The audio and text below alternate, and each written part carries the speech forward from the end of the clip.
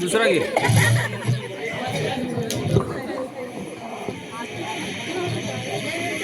आज Jaywantrao Sawant college of pharmacy and research यांनी एक रोमांचक बैठक जी नाटकासाठी बसवली आहे तिच्यात रस भरण्यासाठी जबाबदारी आमची. आमचा विषय हा डिप्रेशन आहे. डिप्रेशन म्हणजे काय हा प्रश्न तुम्हा सर्वांना तर पडलाच असेल. थोडक्यात सांगायचं म्हटलं तर डिप्रेशन म्हणजे मानसिक ताण घेणे. एवढंच नाही तर अजूनही लक्षणे आहेत. ही लक्षणे तुम्हाला नाटकातून समजतीलच. तर चला मी तुम्हाला नाटकातील पात्रांची ओळख करून देते. सुरुवात करूयात नाटकातील मुख्य भूमिका निभावणाऱ्या पात्राची. माधुरी, एक मुलगी जिला मानसिक त्रास होतोय. संदेश, माधुरीचे वडील. विदुला, माधुरीची आई. वैष्णवी, माधुरीच्या शिक्षिका. रेवती आणि खुशबू, माधुरीच्या मैत्रिणी. कल्याणी, माधुरीची आत्या. आकांक्षा, माधुरीच्या आत्याची मैत्रीण. सार्थक, गावातील एक डॉक्टर. श्रीकांत, मानसिक रोग तज्ञ. दृश्य 1. माधुरी खूप दिवसांपासून काही खात नव्हती, काही पीत नव्हती. तिला खूप त्रास होत होता, पण त्यात सगळे दुर्लक्ष करत होते. ती एकटी राहायला लागली होती. पण त्याच्या थोड्याच दिवसात तिच्या 6 माहीचा निकाल लागतो. तेव्हा घरातील दृश्य.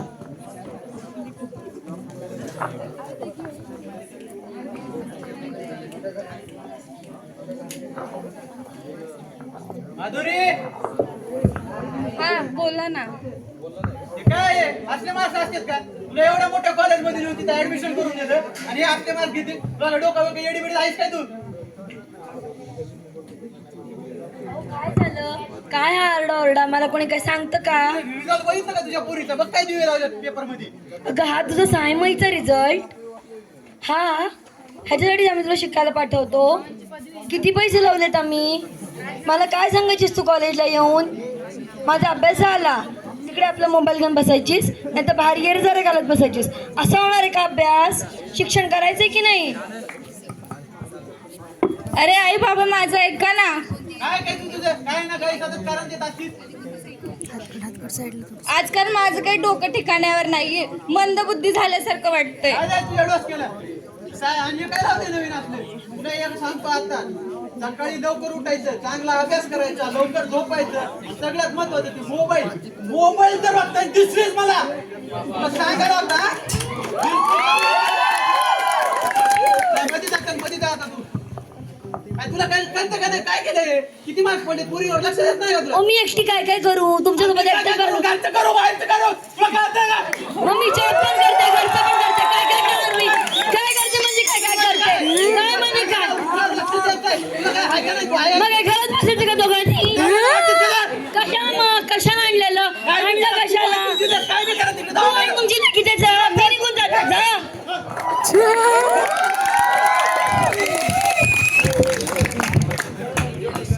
माधुरी एका कोपऱ्यात जाऊन रडू लागली. घरातील भांडणांमुळे तिला त्रास होऊ लागला. तिला वाईट वाटत होते की तिच्यामुळे तिच्या घरच्यांमध्ये वाद होत होते. थोड्या दिवसांनंतर माधुरी कॉलेजला जाते आणि तिथे एक वाईट घटना घडते. काय होते? काय होते? सांगा काय होते? चला बघूया काय होते.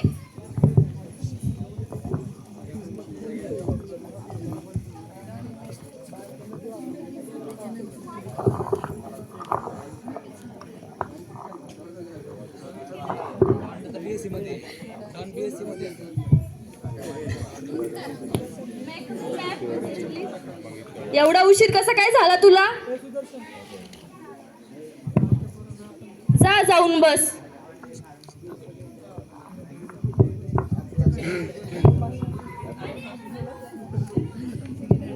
मॅम हा असाइनमेंट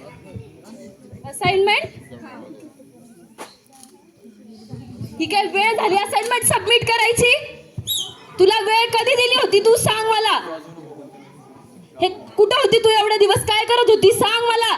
मॅम घरी होते. घरी होते म्हणजे काय करत होती घरी एवढे दिवस?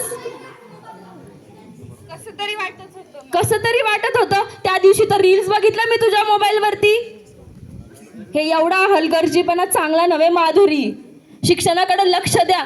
आई वडील तुम्हाला इथं शिकवण्यासाठी पाठवतात, रील्स बनवण्यासाठी नाही. आणि ऐका, मोठ्या माणसांचं थोडंफार तरी अभ्यासात लक्ष द्या. मार्क्स तर किती कमी आले तुझे. नेक्स्ट टाइम तू फेल होणार आहे माधुरी. जा जाऊन बस.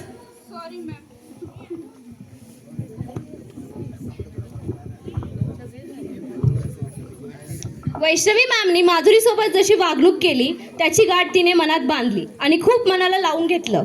आणि तिच्या मनात प्रश्न आला की मला कोणी समजून कसं घेत नाहीये. त्याच संध्याकाळी माधुरी आणि तिची आई बाजारहाट करायला गेलेली असतात. तेवढ्यात त्यांना वाटेत आत्या व आत्याची मैत्रीण भेटते.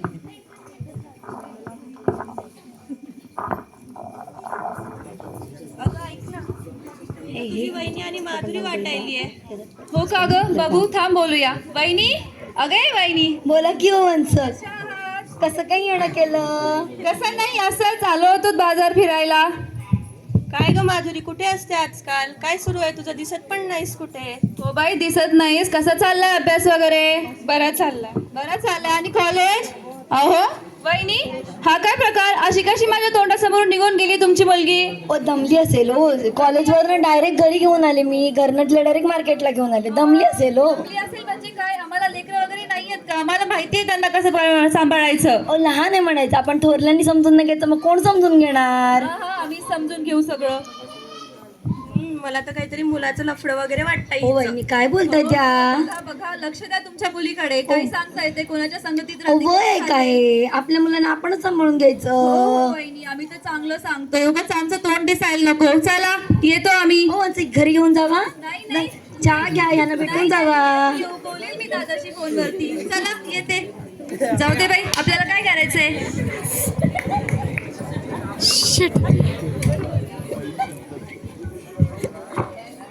घडलेला प्रकार माधुरीच्या आत्यांनी तिच्या वडिलांना सांगितला आणि वडिलांना पटलाही.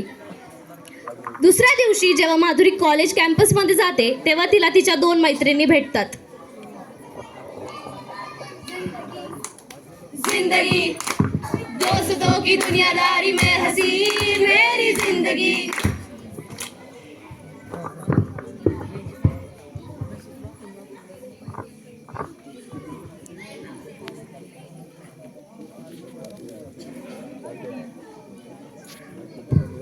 हे रील्स बघ खुशबू, किती मस्त आहेत ना. हो ग, किती भारी आहे. ह्याचे स्टेप्स खूप मस्त आहे ना. आपण ट्राय करायची का ही रील? हो चल करू चल. ठीक आहे. 3, 2, 1 गो.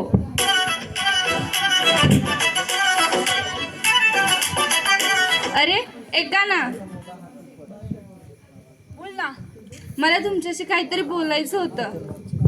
अगं काय बोलायचं तुला? जाऊ दे, सोड. हे बघ, ही रील बघ किती मस्त आहे. चल आपण करूया ह्याच्यावरती. करायचं का?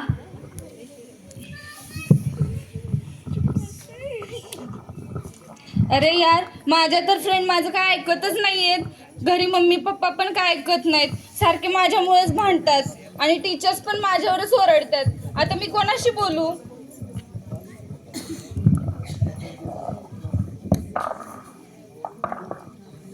माधुरीला असं वाटू लागले की तिच्या पाठीशी कोणीही नाही. ना तिची मम्मी, ना तिचे वडील, ना तिची आई, ना तिच्या मैत्रिणी, ना कोणीच तिचं साथ देत होतं. तेवढ्यात दुसऱ्या दिवशी जेव्हा माधुरी कॉलेजला जाते तेव्हा रेवती तिला भेटते.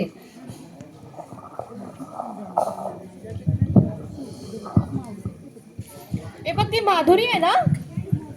हो ग, माधुरी वाटते. थांब, मी 2 मिनिटं तिच्यासोबत बोलून येते. अगं नको जाऊ, बस इथेच. अगं थांब, मी येते. 2 मिनिटात येते. थांब हा. मग तू जा, मी चालली. हा बाय.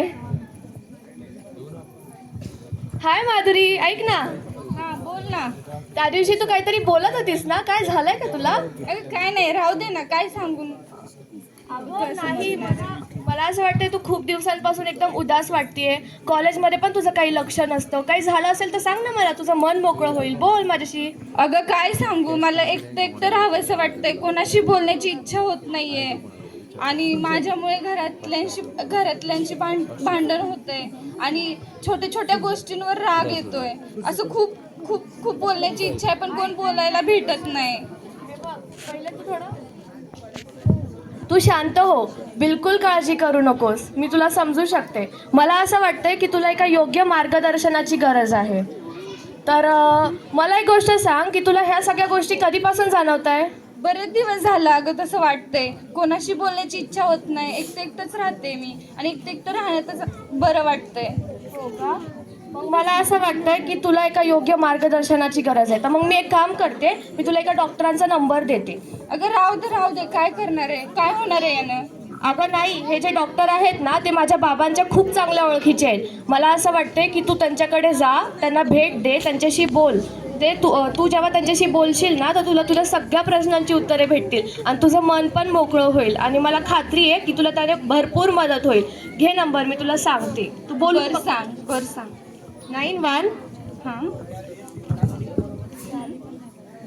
ठीक आहे, तू त्यांना नक्की कॉल कर. तू नक्की त्यांच्यासोबत बोल, तुला खरंच मदत होईल. बरं झालं तुझ्यासारखी मैत्रीण मला भेटली, कारण मला कोणच समजून घेत नव्हतं. मम्मी पप्पा पण घरी खूप ओरडत होते, असं माझं कोण ऐकत नव्हतं. तू ऐकलं, खूप बरं वाटलं. बिलकुल काळजी करू नको, काही हरकत नाही. तुला जेव्हा वाटेल तेव्हा माझ्यासोबत येऊन तू बोलू शकते बिनधास्तपणे. आता तू हास, एकदम खुश झालीस ना तू. आता बिलकुल टेन्शन घेऊ नको, ठीक आहे? हां चालेल, बाय.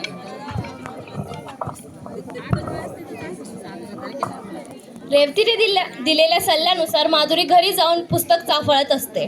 तेवढ्यात तिचे वडील खोलीत शिरतात.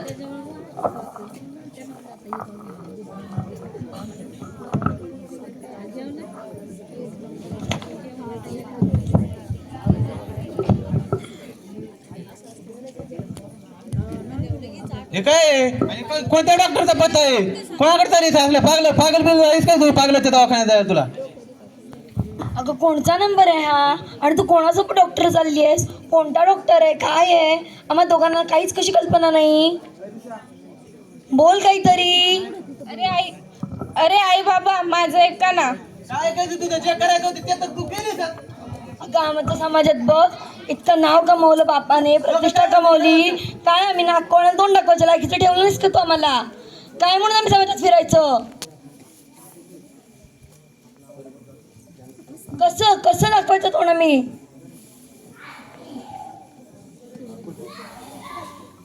माधुरी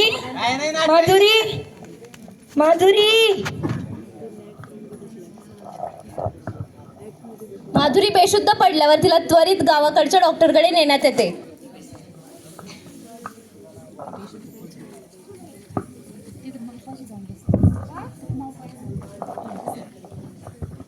डॉक्टर माझी मुलगी बरी तर होईल ना हो? आम्ही किती बी पैसे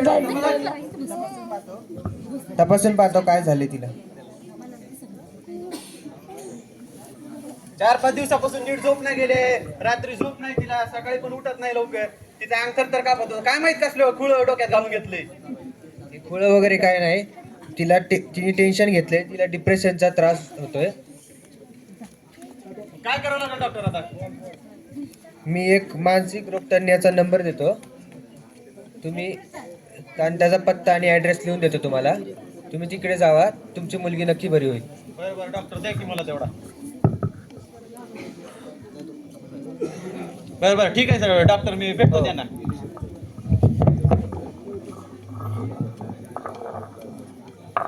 अशा प्रकारे डॉक्टरचा सल्ला ऐकून आई वडील माधुरीला घेऊन शहराकडे त्वरित निघाले. आता आपण जाणून घेऊ मानसिक रोगतज्ञ म्हणजे काय. मानसिक रोगतज्ञ ही अशी व्यक्ती आहे जी मानवी स्वभावावर भरपूर अभ्यास करते आणि त्यांना दिलासा देते की त्यांच्यासोबत कोणीतरी आहे व त्यांच्यात परिवर्तन आणते. आता पुढे शहरात आई वडील डॉक्टरांशी संवाद साधताना डॉक्टरांनी माधुरीची तपासणी केली आता पुढे आणि त्यांना कळालं की डिप्रेशन आहे.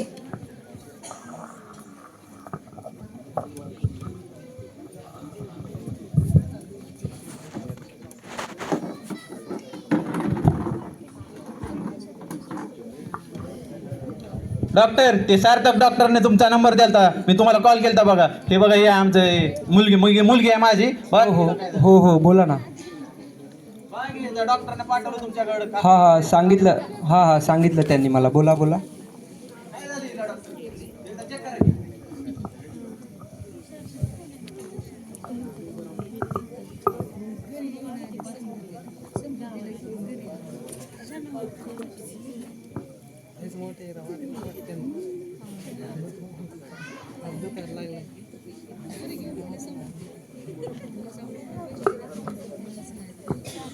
मला तर वाटतं हिला डिप्रेशनचा त्रास आहे. डिप्रेशन काय मोठा डॉक्टर नाही ना, डॉक्टर ती बरी तर होईल ना.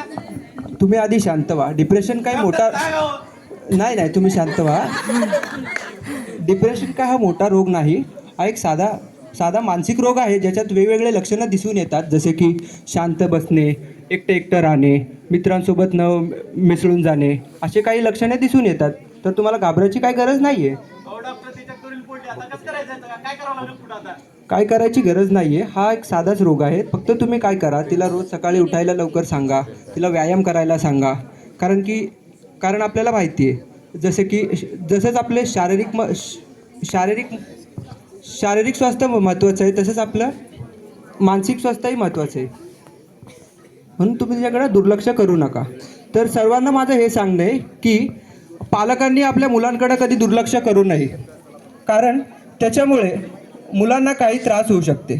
आणि मुलांनीसुद्धा आपले जेही त्रास असेल ते आपल्या आईबाबांशी पहिला व्यक्त करा, त्यानंतर तुमच्या मित्रमैत्रिणींना सांगा. कारण आता आपल्या देशात खूप काही घडतं आहे, जसे की आणि खूप केसेस असे आपल्याला दिसतात, जसे की डिप्रेशनवरती मुलं खूप टेन्शन घेतात. तर मी हे सांगतो सगळ्यांना की आपल्या मुलांवरती लक्ष द्या, त्यांचं काय चाललं आहे तुमच्याकडे लक्ष राहू द्या. आणि जर तुम्हाला असं काही वाटत असेल आणि तुम्हाला तुमच्याशी बोलायला कोण नसेल तर तुम्ही काय करू शकता, मी एक टोल फ्री नंबर सांगतो, ते जर तुमच्याकडे मोबाईलचा असेल तर तुम्ही घेऊ शकता. तर नंबर आहे 1800 599 0019. नंबर आहे 1800 599 0019. धन्यवाद.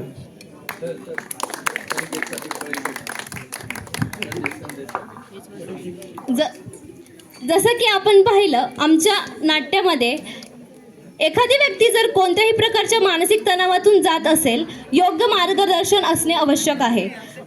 डॉक्टरांचा सल्ला घेणे ते आवश्यकच असतं. त्यात कोणती लाज किंवा कमीपणा नाही. आपण ह्यातून काय शिकलो?